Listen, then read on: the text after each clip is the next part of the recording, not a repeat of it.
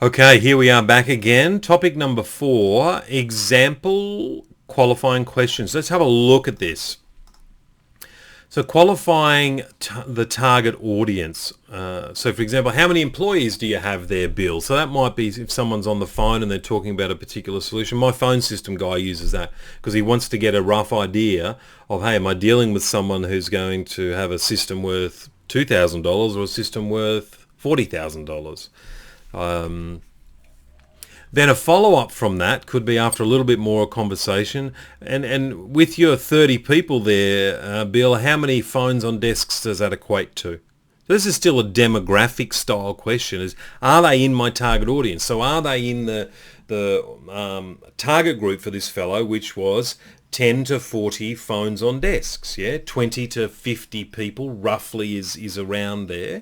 Different businesses, move and change a bit.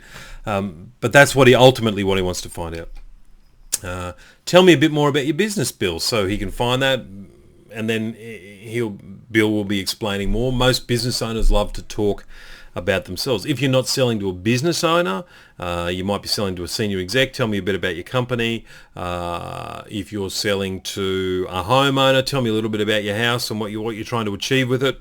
Those sorts of things. Again, test to find the right question. Here's another one back in the phone system idea again. What sort of phone system are you using now? So that idea of they're obviously talking to you about a problem, but what are they dealing with now? Yeah, and that tells you a lot. Yeah, particularly if you know your industry, you know your competitors, and you know the features and benefits of particular things, so you know what appealed to them, you know why they bought that particular one. So it's important to know what's out there in the marketplace. So qualifying that there is in fact a need. So there's more gems in the conversion course or the lesson coming up in conversion. I'm not going to steal the thunder there, and there's some absolute magic coming your way in that particular one. But let's have a look at some other ways of doing it. So you also consider these questions to qualify if there is a need. What problem are you trying to fix? Yeah. Why are you looking for a solution now? See, that will tease out whether or not they are in fact looking to get that fixed now, or whether they're just looking, yeah, or gathering prices or what have you. Have you tried to address this problem before? Okay, so is this something that's been niggling at them for a long time? Have they tried and stalled before, or has this just come up? Is it something that they procrastinated on and now it's to the point where they can't put up with it any longer? There's a lot of good information comes from that question. Do the other stakeholders have any concerns? So you're trying to find out, is there any, so bosses or other department heads or the husband and wife team, so the other party, all of those types of things. What does your ideal timeline look like? That's a good one. So that tells you if they're serious or not. Because if it's a home improvement, for example, well, we've got visitors coming for the Christmas break, so we want to make sure we're done by the end of November. Okay, they've got a real need and a real timeline. Hey, this is looking like a serious one. Okay, so qualifying that there is a need, so there's more for those. Do you have a budget allocated for this project? That's more a corporate one.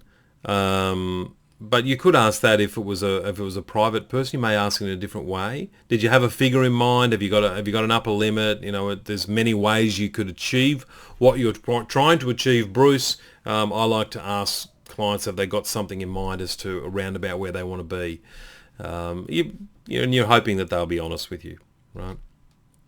How much have you spent on similar solutions? Again, that's a corporate type question. Are you looking at any other solutions or ways of fixing this? Or are you talking to anybody else at the moment? I've certainly asked people, hey, are you getting any other quotes on this, Bruce? Are there any potential roadblocks that could halt this deal? I don't know whether you'd use the word deal, but halt this project or stop this from going ahead. Based on our conversation, how do you feel about our solution? So if you're having a general sort of a discussion, but that could well be a trial close question as well. A common issue or problem that customers tell us about is, and whatever the problem is that an issue for you? So this is starting to sort of tease things out. So this is after you've done the targeting question, you're having a talk with them about the need, and you're wanting to use your knowledge and expertise to tease out if they've got this particular problem or situation as well. That's a really good question to ask. Okay, qualifying if they are actually the decision maker. So who is involved in the decision-making process? That's a good one to ask. Normally along the way, I've asked, hey, what's your role there, Bruce? Okay, great. Do you have a title? That's another good one to ask. So that tells you, just from those two things, how far up or down the pecking order they are. Who's responsible for overseeing the budget? Another way of looking at it. Is there anyone else in your company or anyone else, if it's outside of a business-to-business transaction, anyone else who needs to be involved in this or included in the discussions or the decision? What's your timeline for making a decision? So by the way, I'll just go back to this one.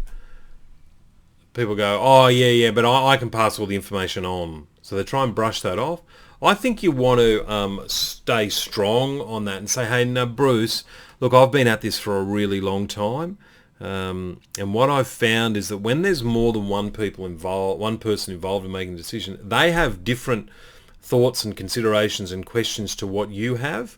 And I've actually found that to really smooth things up at some time reasonably early in proceedings, it's good for all three to have a conversation, whether that's a three-way phone call or whether we sit down together around the table. Happy to have a good chat to you today, Bruce, but at some stage it'll be great to bring all three together, because we'll be able to make sure that everyone gets all their questions answered all at the right spot, and we know whether or not it's right to sort of go forward and try and move ahead.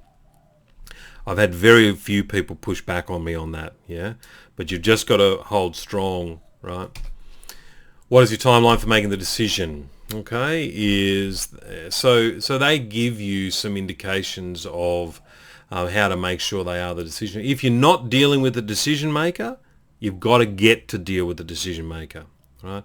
Now that can be a difficult thing, because sometimes the person, particularly if it's in a company further down the chain, they might have been delegated the responsibility to find out information, and then they don't want to go running back to their boss and say, oh, that supplier has a good solution, but they don't want to talk to me. They want to talk to both of us, or they want to talk to you. So how you navigate that is a really interesting one. And I think what you say is something along the lines of, okay, Mary, no problem. So you're in the process where you're gathering all the information and shortlisting, I would take it. And then you're going to be making some recommendations through the director of marketing, say it is. Yeah, that's correct. Listen, fantastic. One of the things that I've found really useful over time is that ensuring that I can give you the best information, I do need to talk to the ultimate decision maker before I present that first round of information, or a meaningful set of information. I just tend to find that the final decision maker has some considerations and some unique ways of looking things that I need to be across the top of, so I can give you the best information possible. So let's look towards in the next week or so getting a time where I can meet with your director for half an hour. And normally they, more often than not, so in the majority of cases, I'd say you'll be able to get that meeting. Sometimes they really push back on you. But if it's an issue that you are dealing with people lower in the pecking order that can't say yes, can only say no, you've got to work out, how do I get through that? How do I get past that? And I think it's setting that expectation early in the piece before you deliver too much of your good quality information. If you deliver the really good quality information based on their needs and concerns and questions, and then you say, hey, I want to talk to the ultimate decision maker, they've got what they want from you, and they'll say, no, that can't be done.